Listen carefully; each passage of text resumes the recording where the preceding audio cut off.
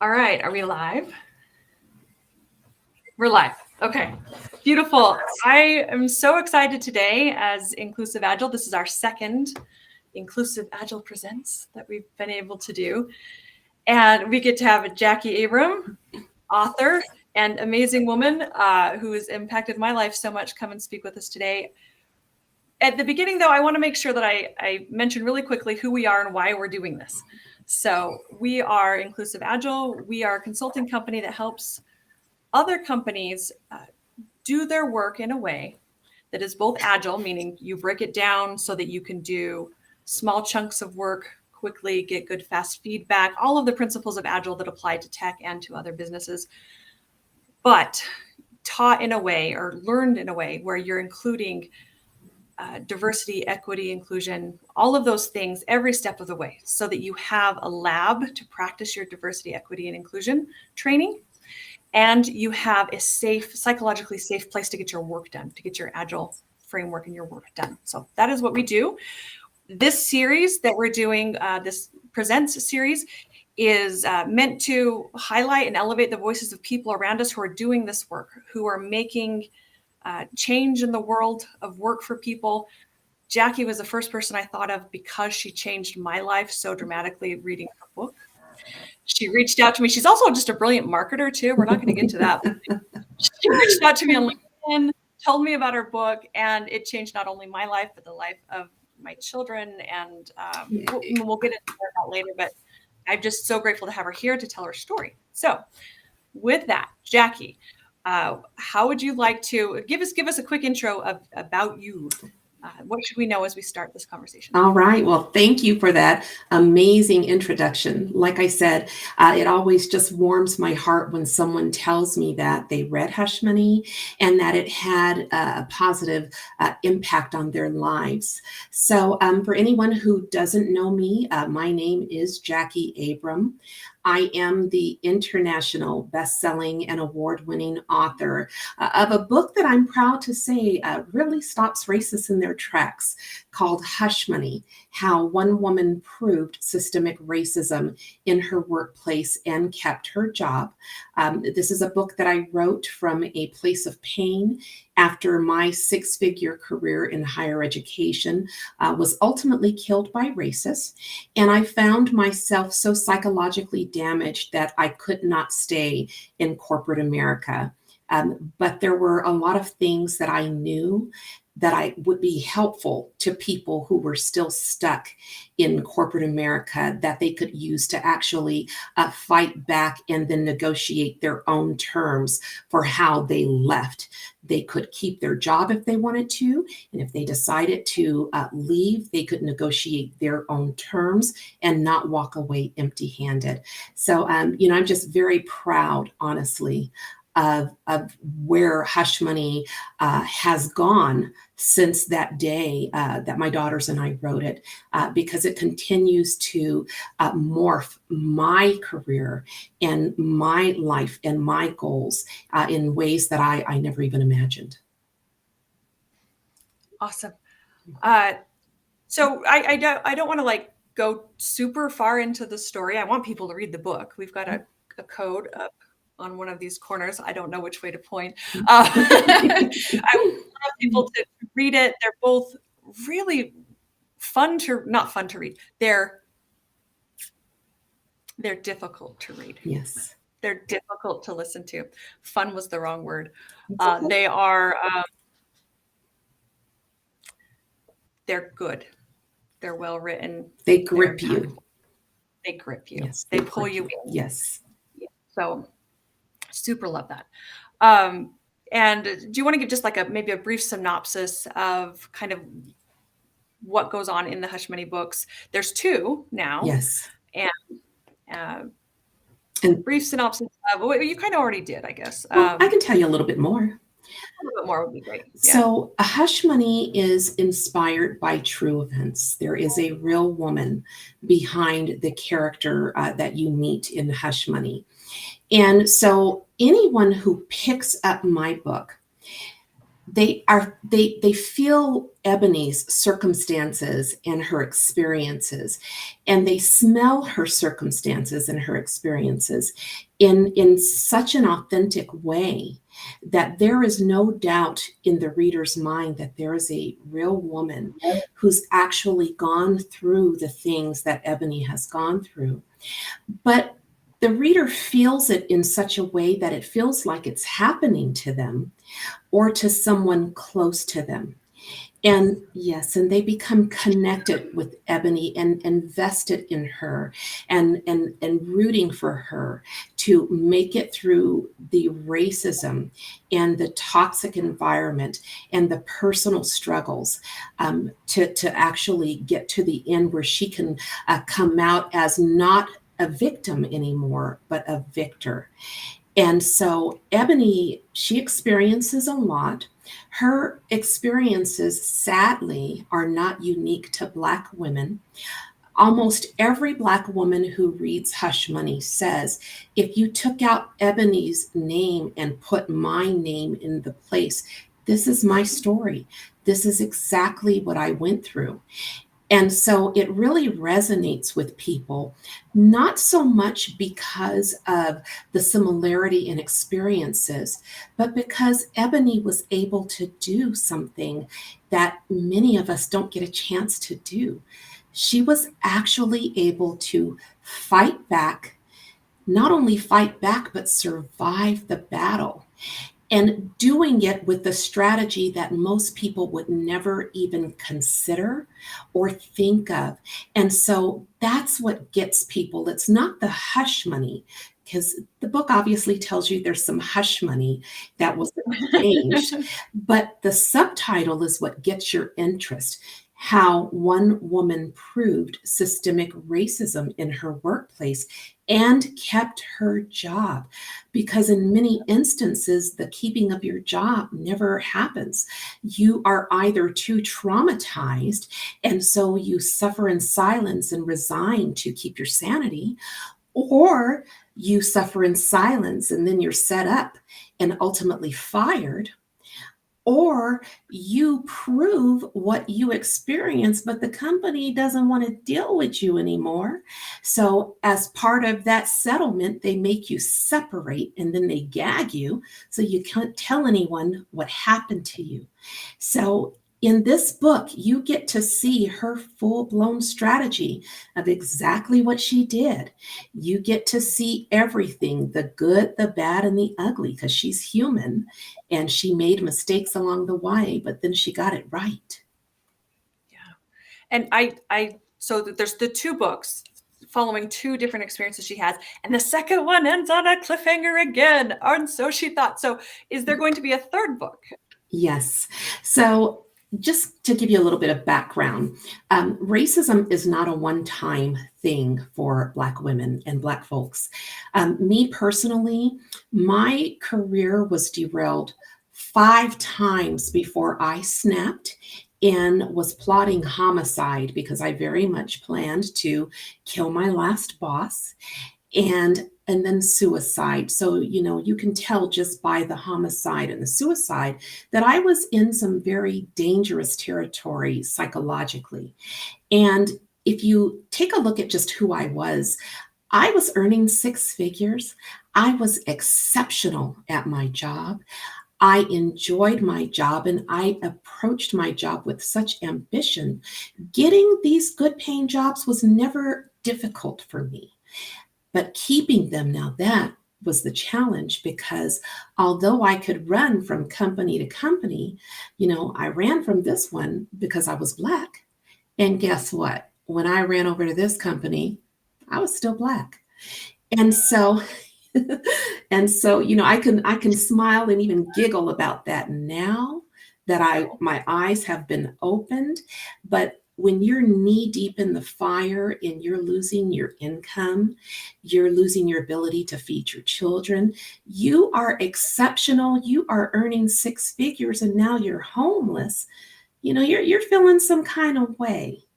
And so For Hush Money in the series, Ebony's not done experiencing all of the isms that are associated with working while Black.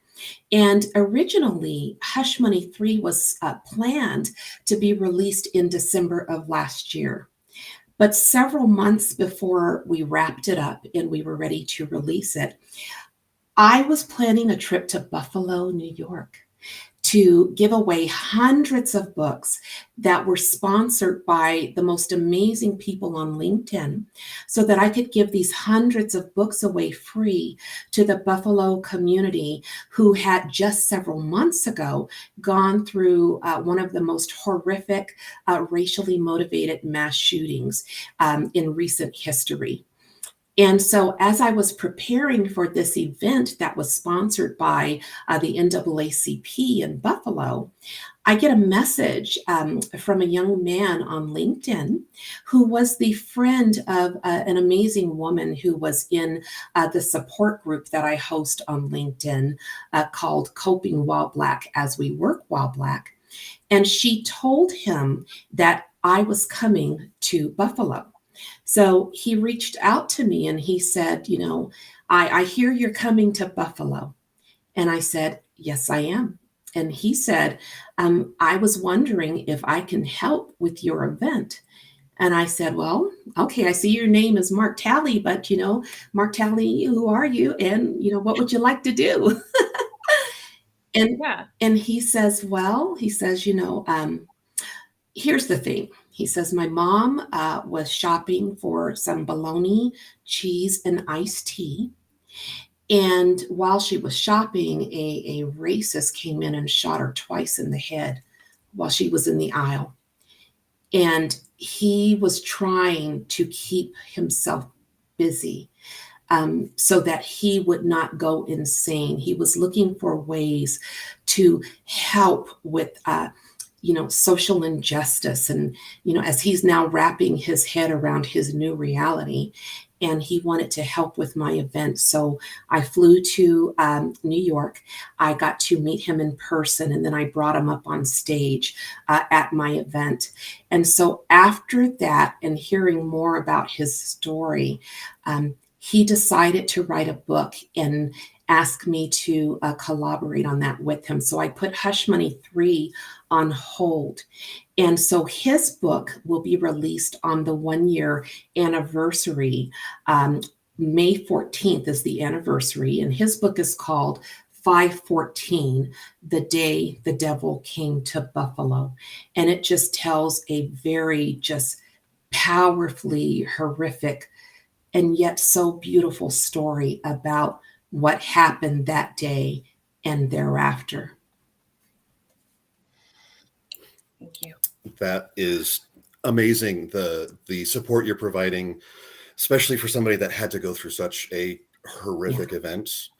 Thank you for putting aside yours and jumping in and helping out with that. That's amazing. I'm going to do my question, the one that I really want to ask, and then we're going to turn to a lot of the questions in the chat here. But I have been through dozens of trainings, corporate trainings through corporate America. I've been working in cubicles and offices forever and have been through so many of these trainings about racism.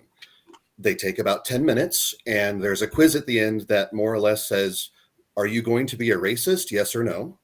And then you pass.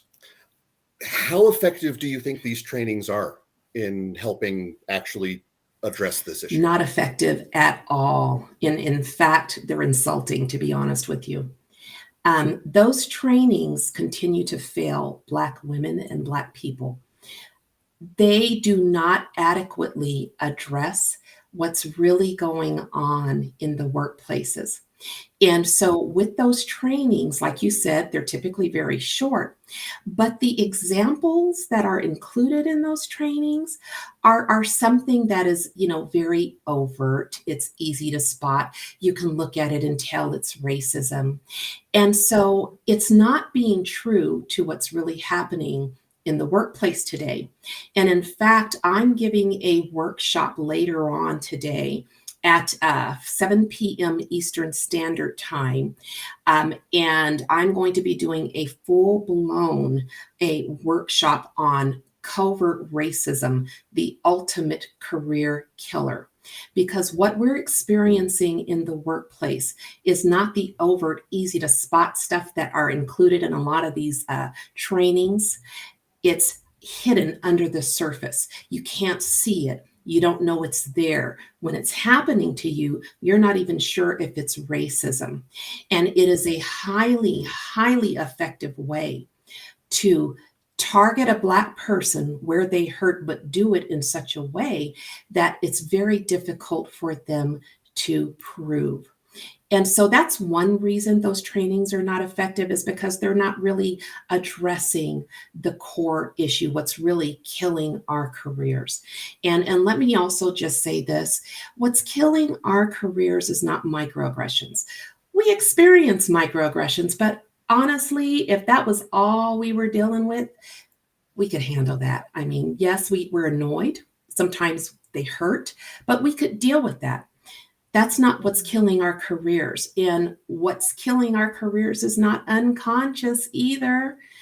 What's happening to us is not unconscious. It's unconscionable. The people that are doing it are 100% aware. And they know that the covert methods that they're using are very effective.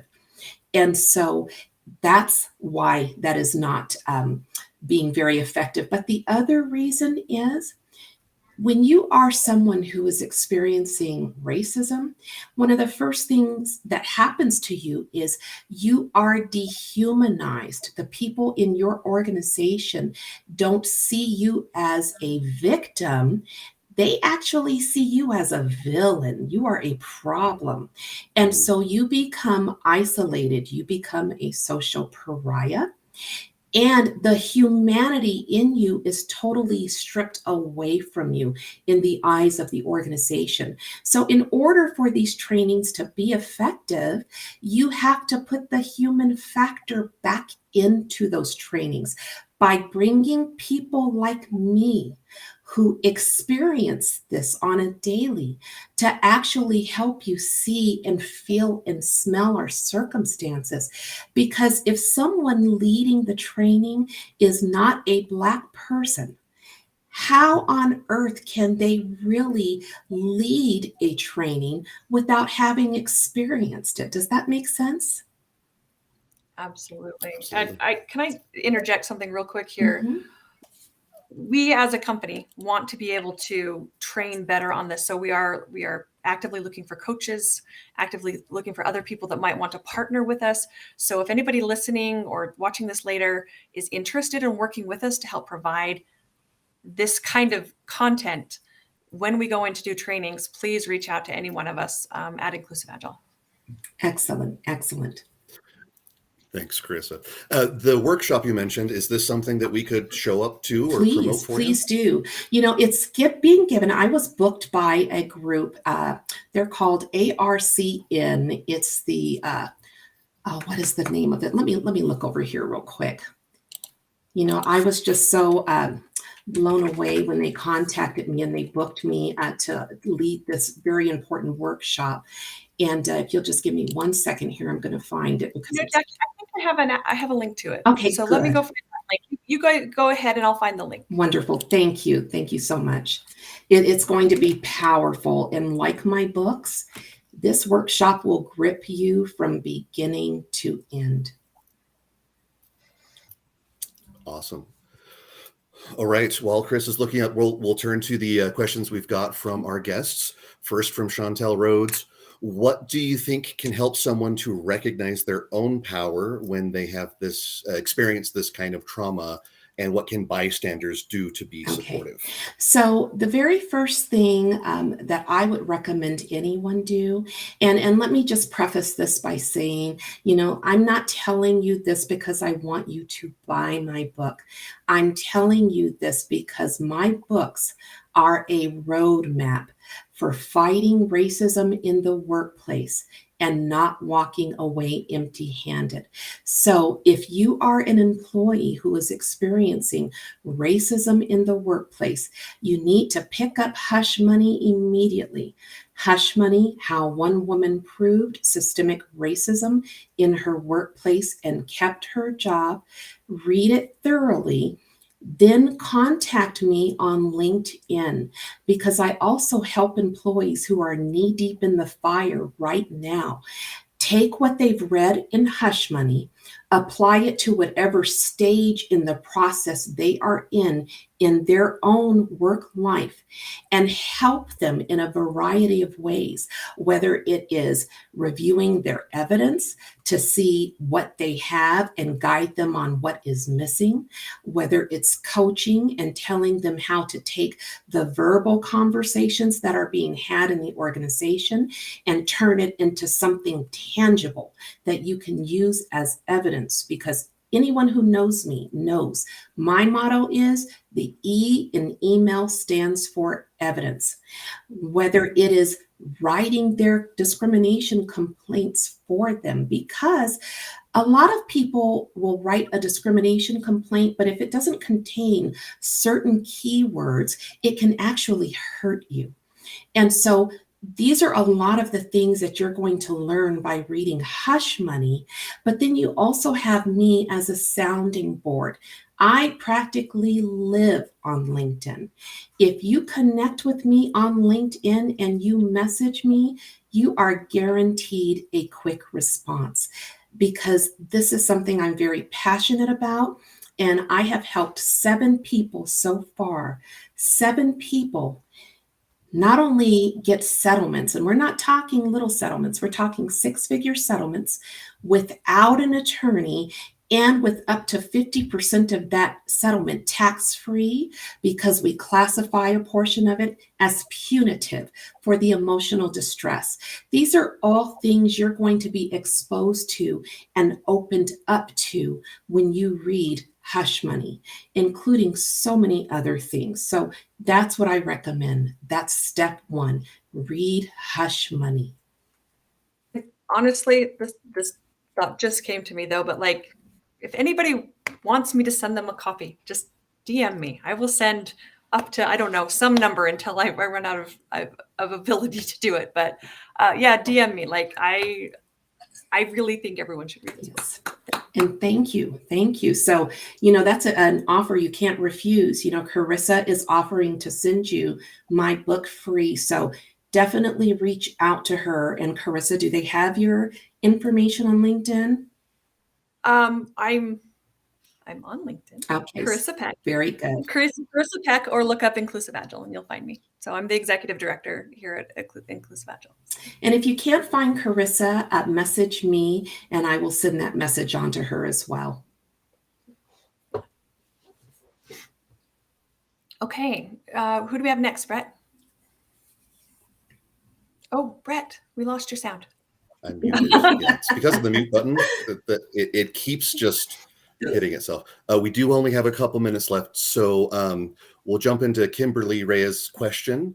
This is a huge part of the discussion. We can hire all of the diverse talent we want, but if companies can't retain them by creating an environment in which they can thrive, then what's the point? You make an absolutely valid point. And so that's one of the reasons, thankfully, that I don't just work with employees, I work with employers as well.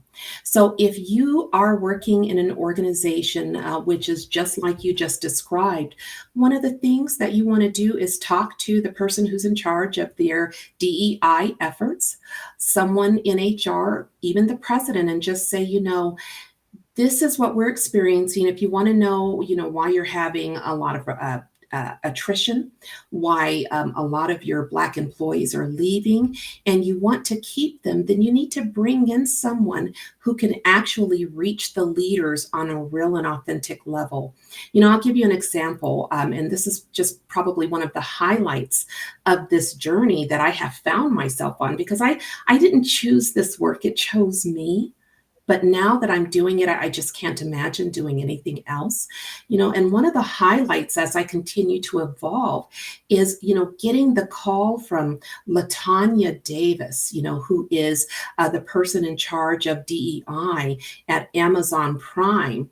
And LaTanya, messaging me and saying, I read your book. It moved me. Our organization wants you to come and talk to the top leaders in Amazon Prime, and this is global. Amazon is an empire, okay? And not only do they want me to come in and help their managers and their leaders see what up to this point they haven't been able to see, but they want to pay me what I'm worth. And so when she told me, we want you to come in and we're going to give you 5 figures to help our leaders see what they can't see, it was just absolutely phenomenal. And the feedback that I received after giving the keynote address and then facilitating the DEI workshop was just mind-blowing. They were able to see and feel and smell our circumstances in a very real way. And that's what you need in these organizations. So the first thing you need to do is be open, use your voice to say, if you really want to keep your Black employees, bring a Black person in to speak with your leaders so they can see what they can't see right now. Thank you so much. We are just about out of time. I want to be really respectful of Jackie's time here because thank you. Thank you for doing this. I've been looking forward to this for a really long time. And I just want to say one more personal thank you to Jacquie. Jacquie slid into my DMs a couple of years ago promoting her book. And it was brilliant marketing and it was so meaningful to me. And she means what she says when she says, reach out to me. I'm here on LinkedIn. She treats everyone like this. She treats everyone with such kindness, takes care of the people who reach out to her. So please take her up on that if you need it. I'm going to cry. I would just thank you so much for all the impact that you're making in the world. I'm so glad to see that you're reaping the benefits of what you're putting out into the world. Yes, so yes. I thank you so much. And thank you for giving away my book. So please, guys, if you already have Hush Money, take her up on her offer, get it for free, and give it to someone who needs it. Thank you all for listening. And hopefully I'll see more of you later on in a few hours. Yeah. Thanks, Jacquie. Okay. Thank you. Thanks, Jacquie. Thank you. Bye.